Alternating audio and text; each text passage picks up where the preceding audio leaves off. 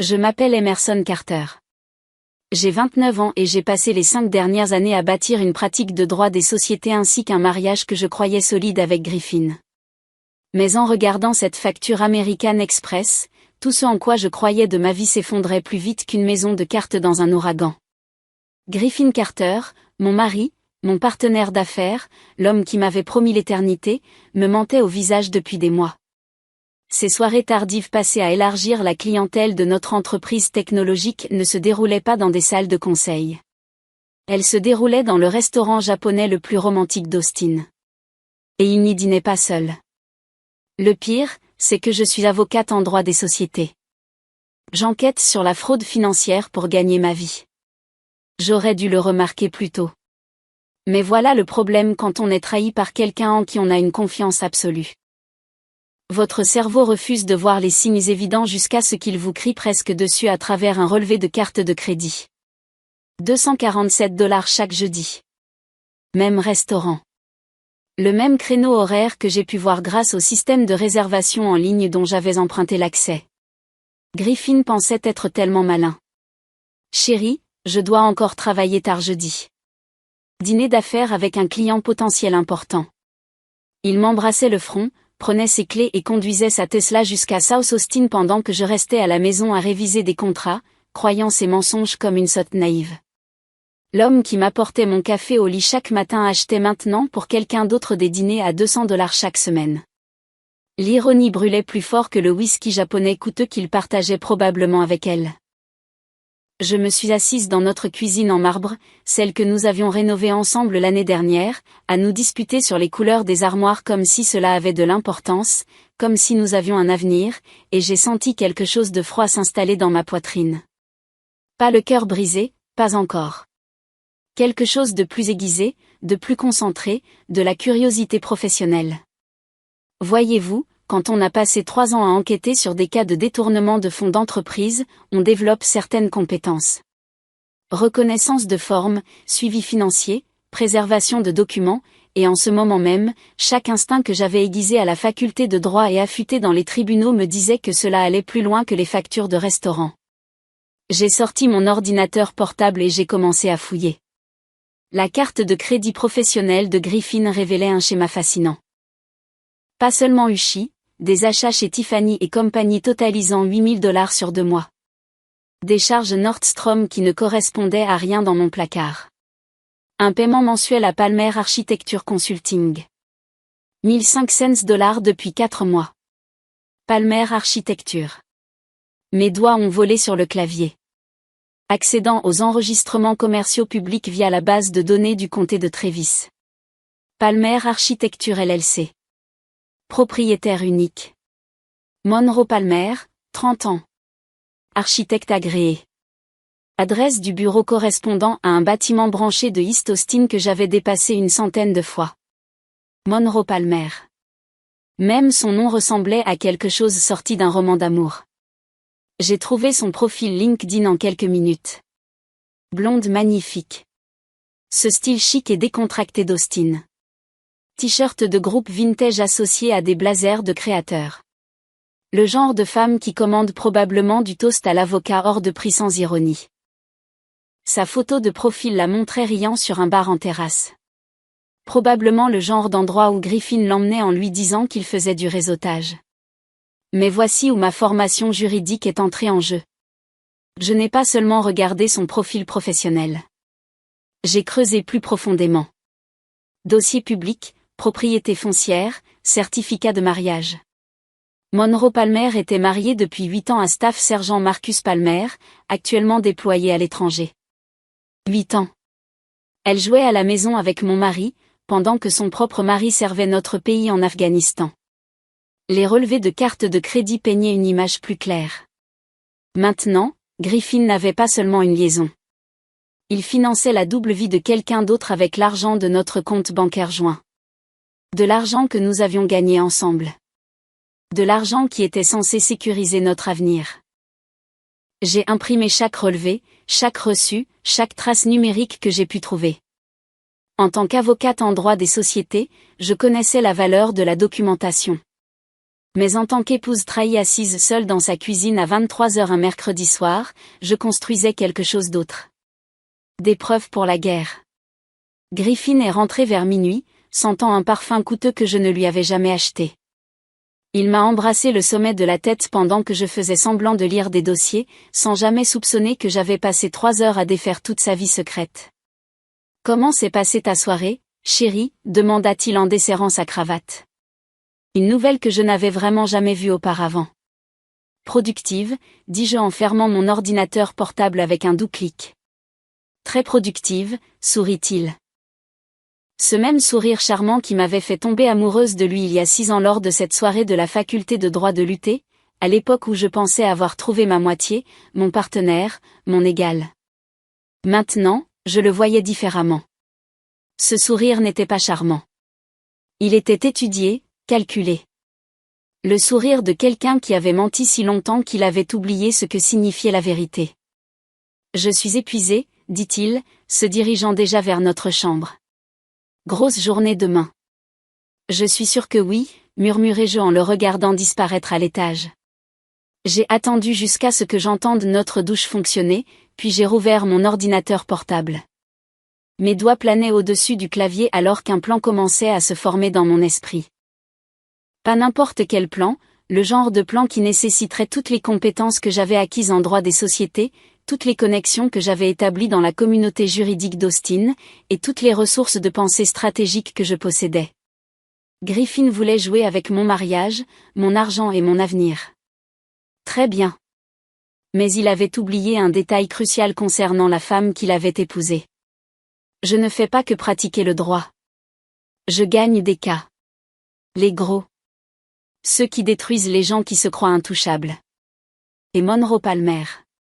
Elle allait apprendre que jouer à la maison avec le mari de quelqu'un d'autre pendant que son propre mari servait à l'étranger n'était pas seulement moralement malhonnête. C'était sur le point de devenir très, très coûteux. J'ai ouvert le site web du restaurant Uchi et j'ai commencé à parcourir leurs options de dîner privé. Si Griffin aimait tant cet endroit, peut-être qu'il était temps d'une réunion de famille qu'il n'oublierait jamais. Après tout, je n'avais pas encore rencontré sa nouvelle partenaire d'affaires, et j'avais hâte de faire sa connaissance. Le lendemain matin, Griffin est parti pour des rendez-vous d'affaires, portant ses boutons de manchette porte-bonheur, ceux que je lui avais offerts pour notre 3e anniversaire de mariage.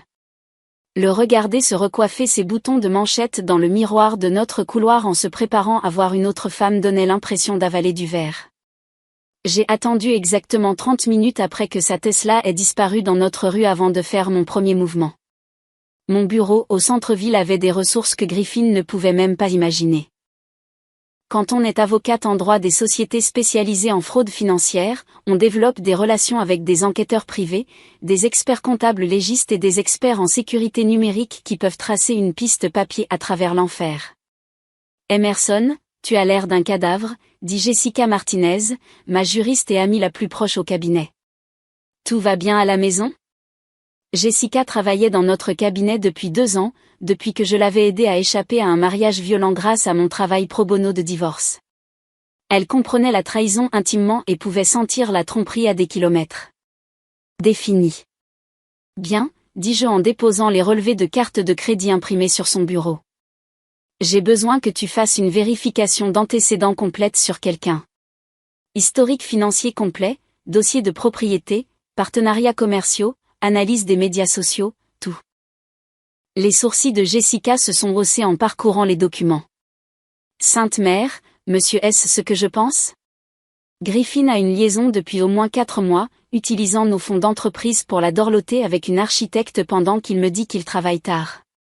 Les mots avaient un goût amer en sortant de ma bouche. Mais voici la partie intéressante. Elle est mariée à un soldat déployé.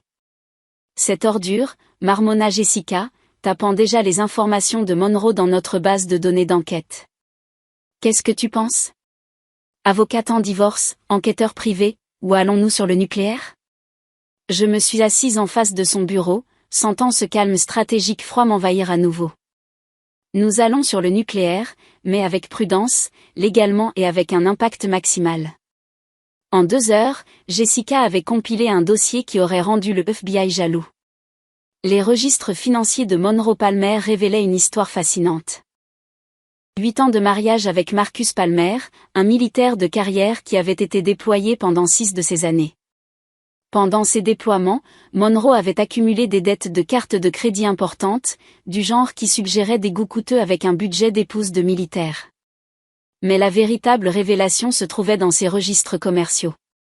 Palmer Architecture LLC traversait des difficultés, était en retard sur son loyer commercial, avait 3 mois de retard sur le financement d'équipements et faisait face à un procès potentiel d'un ancien client pour des retards de projet. Monroe Palmer avait besoin d'argent, et elle en avait désespérément besoin. Entrée Griffin Carter, un entrepreneur technologique prospère ayant accès à des comptes d'entreprise et une femme trop occupée à bâtir sa propre carrière pour remarquer des dépenses inhabituelles.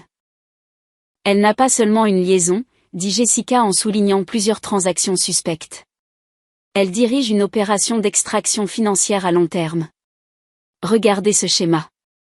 Le paiement a commencé petit, puis a augmenté chaque mois. Technique classique de manipulation financière. J'ai étudié la chronologie que Jessica avait créée.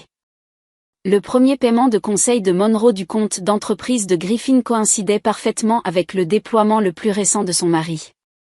Elle avait identifié une cible, développé une relation, et extrait systématiquement de l'argent pendant 4 mois tout en maintenant son mariage avec un soldat déployé. Mon téléphone a vibré avec un SMS de Griffin. Je travaille tard ce soir, chérie, ne m'attends pas. Je t'aime. Je t'aime. L'audace me donnait envie de jeter mon téléphone par la fenêtre. Au lieu de cela, j'ai appelé le restaurant Uchi. Bonjour, ici Emerson Carter.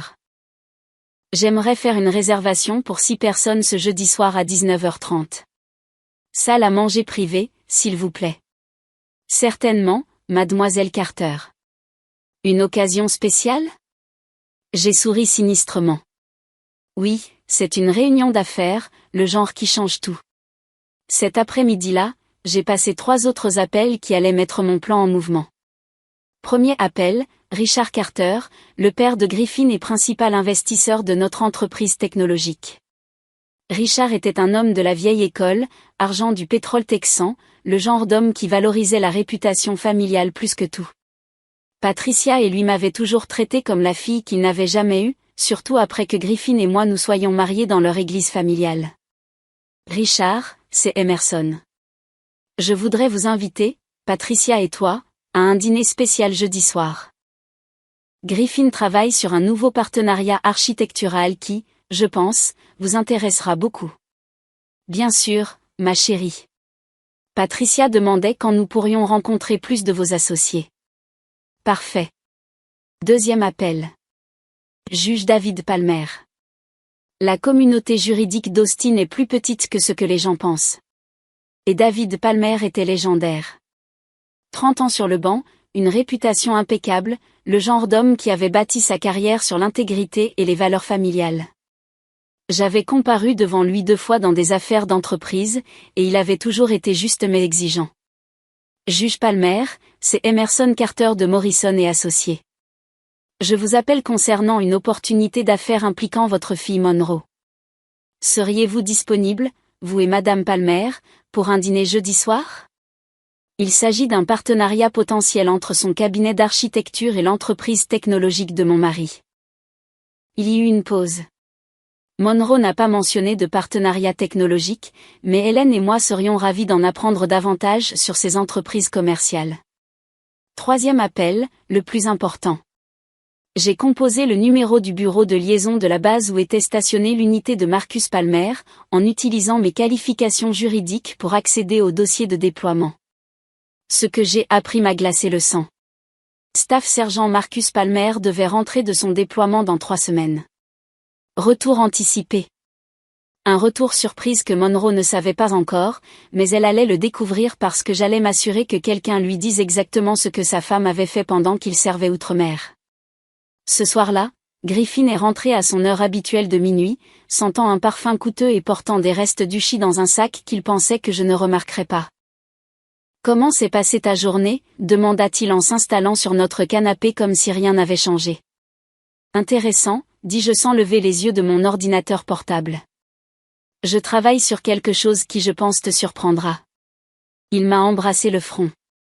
Le même baiser désinvolte qui me faisait me sentir aimé et qui maintenant me donnait la chair de poule.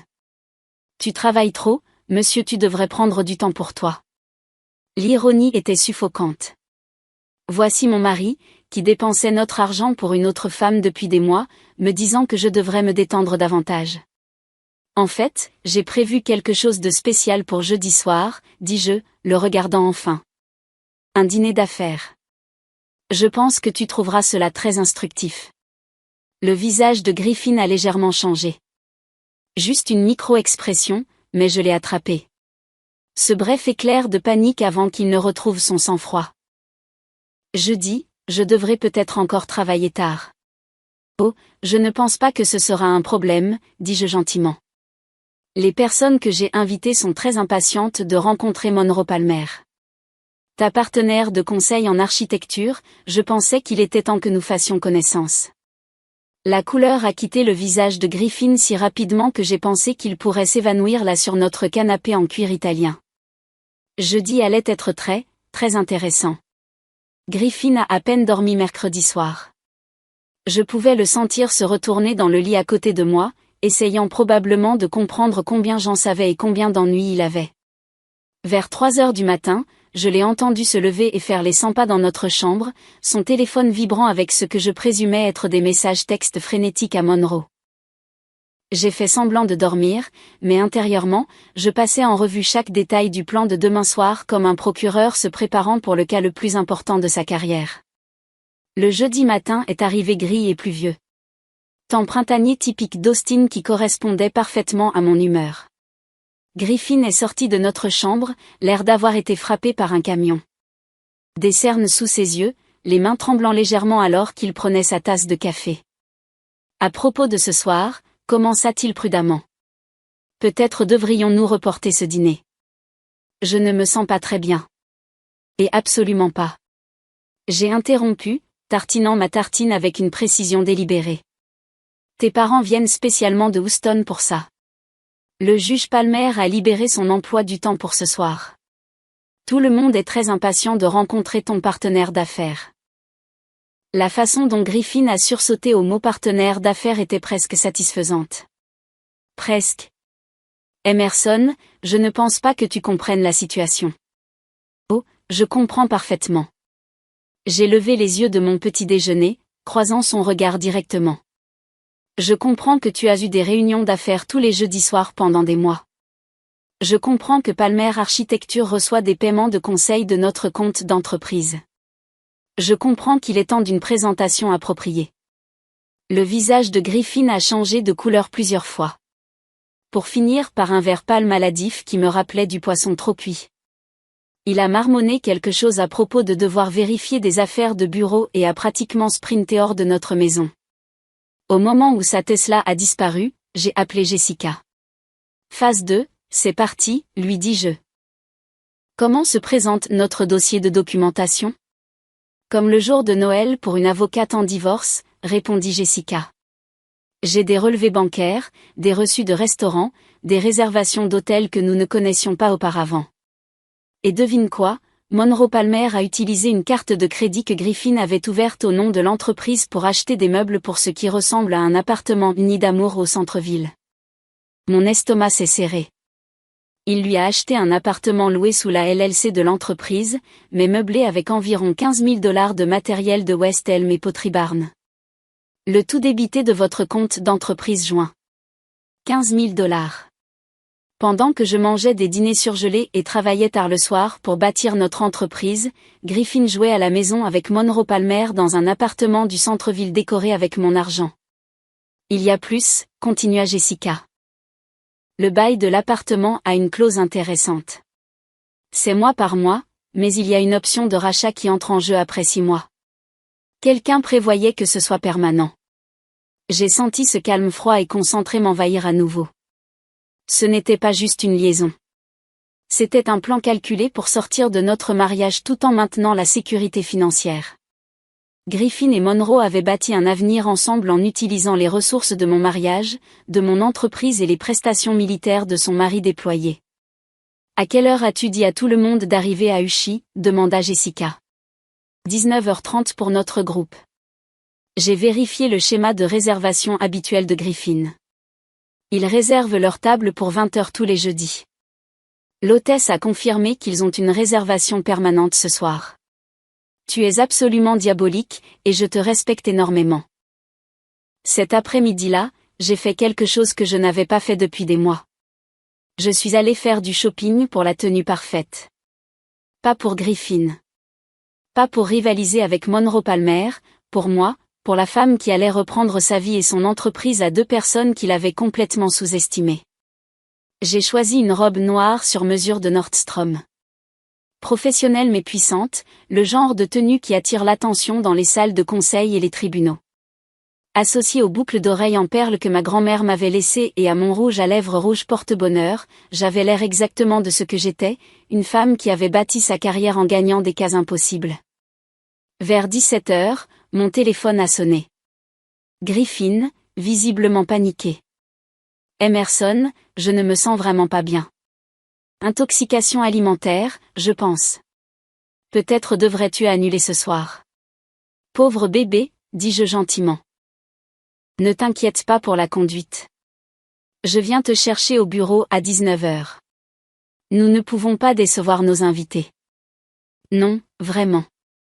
Je ne pense pas pouvoir y aller. Griffin Carter, tes parents ont fait 3 heures de route depuis Houston pour rencontrer ton associé d'affaires. Le juge Palmer a réaménagé son emploi du temps pour ce dîner. Tu seras là, même si je dois te traîner moi-même. Le silence de l'autre côté du fil était assourdissant. 19h précise, continuai-je. Ne me fais pas attendre. À 19h précise, je me suis arrêté devant l'immeuble de bureau de Griffin au centre-ville dans ma BMW. Il est sorti, l'air d'un homme marchant vers sa propre exécution, ce qui, d'une certaine manière, était le cas. Tu es jolie, dit-il doucement en glissant sur le siège passager. Merci. Je voulais faire bonne impression auprès de Monroe Palmer. J'ai beaucoup entendu parler de son travail. Les mains de Griffin se sont serrées sur ses genoux. Emerson, il y a des choses ce soir que tu ne comprends pas. Je comprends que Palmer Architecture reçoit des paiements de notre compte d'entreprise depuis des mois. Je comprends que tu as fait l'éloge de leur service de conseil. Je comprends qu'il est temps pour moi de voir pourquoi nous avons payé. Les 15 minutes de trajet jusqu'à South Austin ont semblé durer des heures. Griffin commençait à parler, puis s'arrêtait, essayant probablement de trouver une solution pour une situation qui avait déjà échappé à son contrôle. Nous sommes arrivés à Uchi à 19h25 précise. L'intérieur élégant du restaurant et son éclairage tamisé créaient l'atmosphère parfaite pour les dîners intimes, ce qui expliquait pourquoi Griffin l'avait choisi pour ses rendez-vous hebdomadaires. Ce soir, cependant, il allait accueillir une réunion très différente. Monsieur et Madame Carter, votre groupe est déjà installé dans la salle à manger privée, nous informa joyeusement l'hôtesse. Griffin avait l'air sur le point de vomir là, à l'entrée du restaurant. Nous nous sommes dirigés vers la salle à manger privée, les pas de Griffin ralentissant à chaque pas. À travers la cloison vitrée, je pouvais les voir. Richard et Patricia Carter, élégants comme toujours, en pleine conversation avec le juge David Palmer et son épouse Hélène. 4 des citoyens les plus respectés d'Austin, discutant agréablement en attendant l'événement principal de la soirée. Prêt à rencontrer ton partenaire d'affaires ? Demandai-je à Griffin, ma main sur la poignée de la porte. Emerson, s'il te plaît. Mais j'avais déjà ouvert la porte, mon sourire brillant et professionnel alors que je saluais nos invités. Tout le monde, merci beaucoup d'être venu ce soir.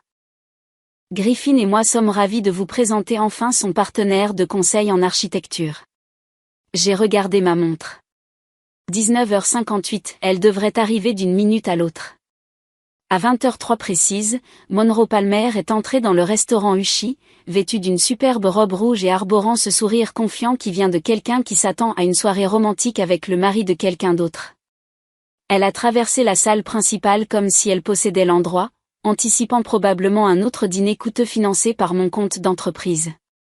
Une autre soirée à jouer à la maison pendant que nos 2 conjoints restaient inconscients. Ce qu'elle a trouvé à la place, c'est Griffin Carter assis à une table avec 6 autres personnes, son visage de la couleur du lait faible et pâle, pendant que je me levais et lui faisais un signe joyeux. Monroe. Parfait timing. Tout le monde, j'aimerais vous présenter Monroe Palmer de Palmer Architecture.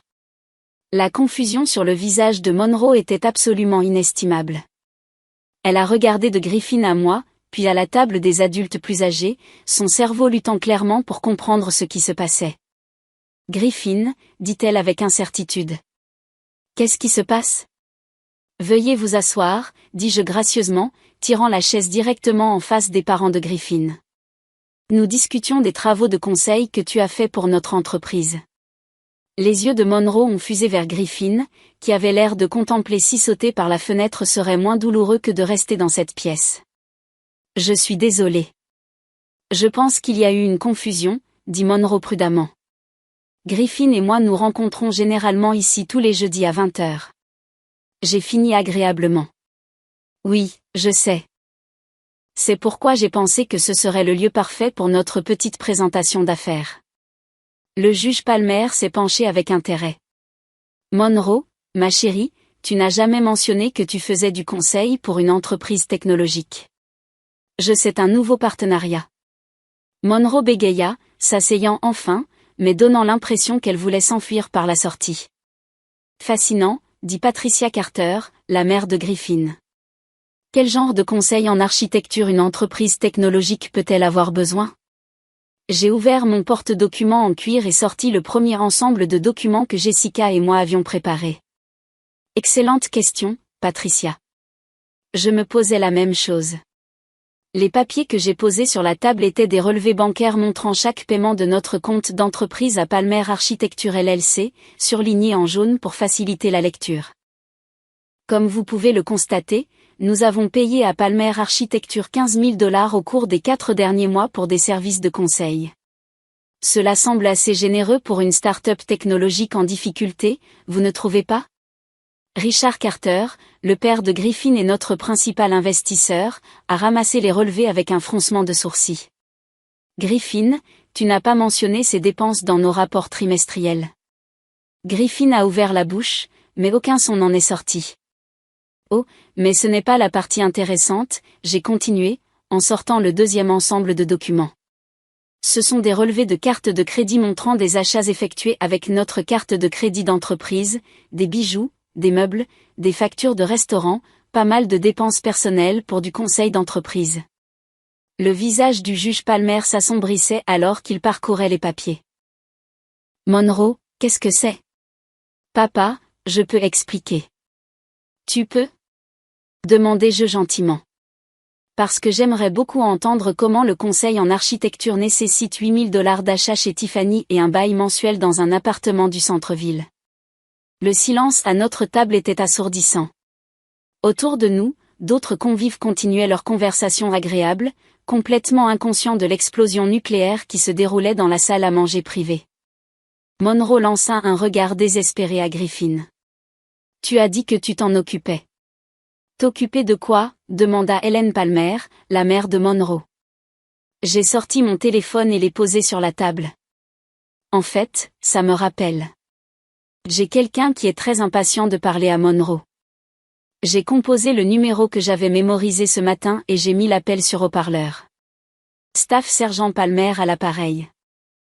Le sang a quitté le visage de Monroe si vite que j'ai pensé qu'elle pourrait s'évanouir. Marcus, s'est exclamé le juge Palmer. Mon fils, quelle merveille de t'entendre. Nous sommes au dîner avec Monroe et ses associés d'affaires. Des associés d'affaires? La voix de Marcus portait cette précision militaire nette qui vient de ses années de commandement. Monsieur, j'appelle car j'ai reçu des informations troublantes sur les activités de Monroe pendant que j'étais déployé. Quel genre d'informations? Demanda le juge Palmer, sa voix prenant ce ton judiciaire tranchant que j'avais entendu lors des audiences au tribunal. Des informations suggérant que ma femme a eu une liaison extra-conjugale avec un homme marié nommé Griffin Carter, utilisant ses fonds d'entreprise pour financer des dépenses personnelles pendant que je servais outre-mer. Le silence qui suivit fut si complet que j'ai pu entendre la musique d'ambiance du restaurant à 3 pièces de distance. Le visage de Monroe s'est effondré. Marcus, ce n'est pas ce que tu crois. C'est exactement ce que je crois, répondit Marcus froidement. On m'a fourni des relevés bancaires, des photographies et des relevés de cartes de crédit montrant 4 mois d'infidélité financière. Madame, vous avez vécu de l'argent d'un autre homme tout en recevant des allocations d'épouse de militaire. Richard Carter avait l'air d'avoir reçu un coup de poing dans la poitrine. Griffin, dis-moi que ce n'est pas vrai. Griffin a finalement trouvé sa voie. Papa, je peux expliquer. Aucune explication nécessaire, j'ai interrompu, sortant le dernier dossier. Parce que Marcus n'est pas le seul conjoint qui a enquêté sur des activités financières inhabituelles, j'ai posé le bail de l'appartement sur la table avec des photos que Jessica avait prises du loft meublé du centre-ville.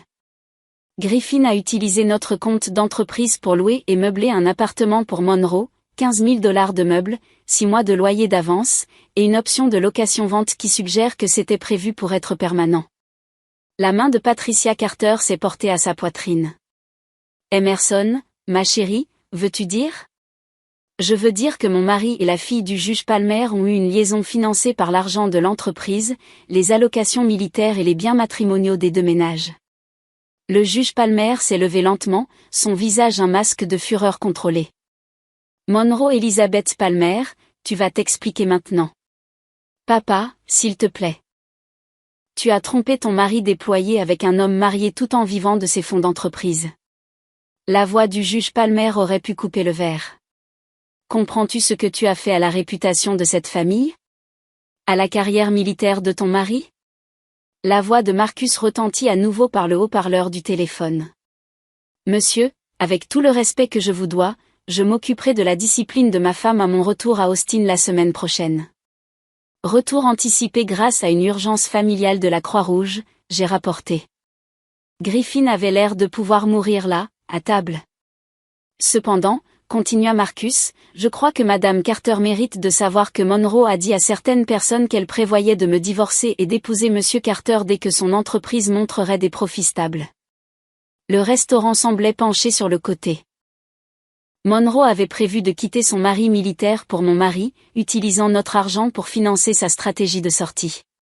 Richard Carter a fermé les relevés bancaires et a regardé directement Griffin. Mon fils, tu as utilisé les fonds des investisseurs pour mener une liaison extra-conjugale. Ce n'est pas seulement moralement malhonnête. C'est légalement actionnable. Papa, s'il te plaît. Le nom de la famille Carter a une signification au Texas depuis 4 générations.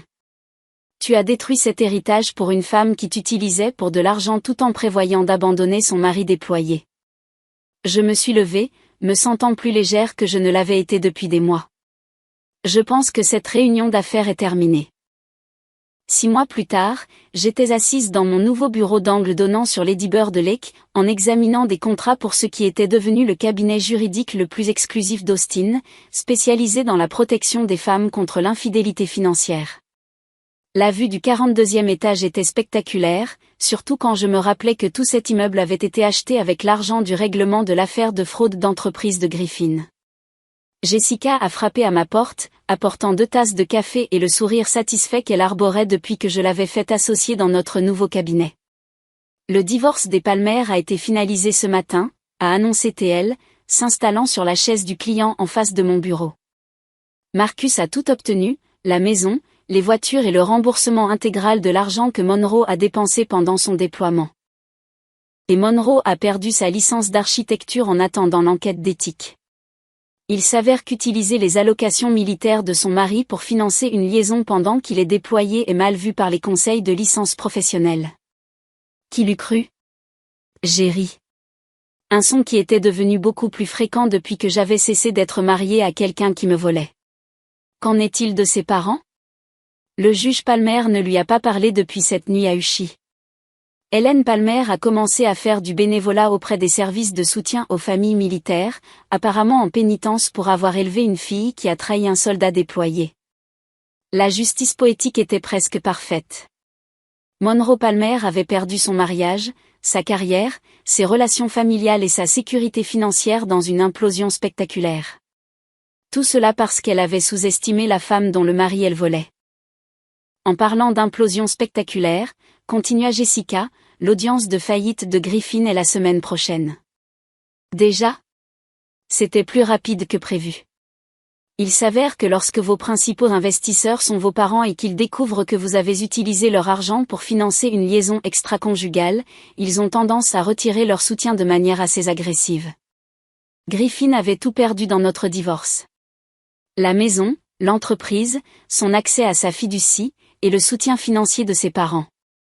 L'entreprise technologique que nous avions bâtie ensemble m'appartient désormais entièrement, ainsi que tous ses actifs et ses profits futurs. Ses parents avaient été tellement horrifiés par sa conduite qu'ils l'avaient retiré de leur testament et vendu la maison de son enfance plutôt que de le laisser y retourner. D'après ce que j'avais entendu, il vivait dans un studio à East Austin et travaillait comme développeur junior pour la start-up de quelqu'un d'autre. Le genre de travail qu'il avait l'habitude de faire par d'autres. « As-tu eu de ces nouvelles récemment ?» demanda Jessica. Il a envoyé une lettre le mois dernier. Quelque chose à propos d'être désolé et de vouloir arranger les choses entre nous. J'ai ouvert le tiroir de mon bureau et j'ai sorti l'enveloppe non ouverte. Je l'utilise comme marque-page. Tu ne l'as jamais lu? Pourquoi l'aurais-je fait? Griffin Carter a cessé d'être pertinent dans ma vie au moment où j'ai découvert qu'il finançait le train de vie d'une autre femme avec mon argent. J'ai rangé la lettre dans mon tiroir.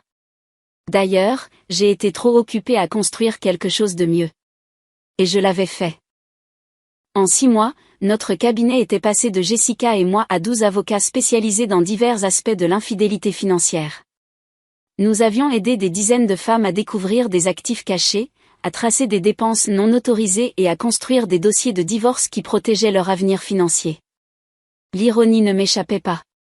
La trahison de Griffin m'avait enseigné des compétences que je ne savais pas avoir besoin, et ces compétences étaient devenues le fondement du travail le plus épanouissant de ma carrière. Madame Martinez veut savoir si vous êtes disponible pour la consultation de 15 heures, dit Jessica, vérifiant son téléphone. Une autre femme d'une entreprise technologique dont le mari fait des dépenses inhabituelles. Toujours disponible pour ces cas, répondis-je. Quelle est la situation? Des paiements mensuels à quelque chose appelé Creative Marketing Solutions. Il s'avère que c'est un service d'escorte. Ouch. Combien? 30 000 $ sur 8 mois. J'ai grimacé de sympathie. Mettez en place le package complet. Comptabilité médico-légale, enquêteur privé, et préparation au divorce, et assurez-vous qu'elle soit informée des stratégies de protection des actifs préalables au litige dont nous avons discuté.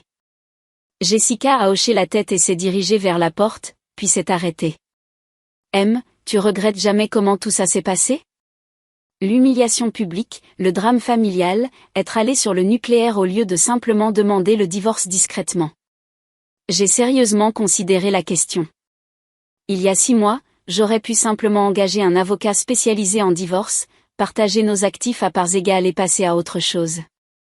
Au lieu de cela, j'avais choisi d'exposer la liaison de Griffin et Monroe de la manière la plus spectaculaire possible, détruisant ainsi leur réputation et leur sécurité financière. Tu sais ce que je regrette? J'ai dit enfin. Je regrette de ne pas avoir fait confiance à mon instinct plus tôt. Je regrette d'avoir cru les mensonges de Griffin aussi longtemps. Je regrette d'avoir accordé le bénéfice du doute à Monroe Palmer quand j'aurais dû l'enquêter immédiatement. J'ai regardé la skyline d'Austin, pensant à la femme que j'étais il y a 6 mois. Succès mais naïve. Construisant le rêve de quelqu'un d'autre pendant qu'il trahissait systématiquement tout ce que nous avions soi-disant créé ensemble, mais en les détruisant tous les deux publiquement. M'assurant qu'ils aient de vraies conséquences pour ce qu'ils avaient fait. M'assurant que d'autres personnes sachent de quoi ils sont capables. J'ai souri. Aucun regret du tout. Griffin et Monroe m'avaient appris quelque chose de précieux sur la confiance, la trahison et l'importance de se protéger des gens qui considèrent ton amour comme une faiblesse à exploiter. Maintenant, je passe mes journées à enseigner la même leçon à d'autres femmes, et je n'ai jamais été plus heureuse. Certaines histoires se terminent par le pardon et la réconciliation.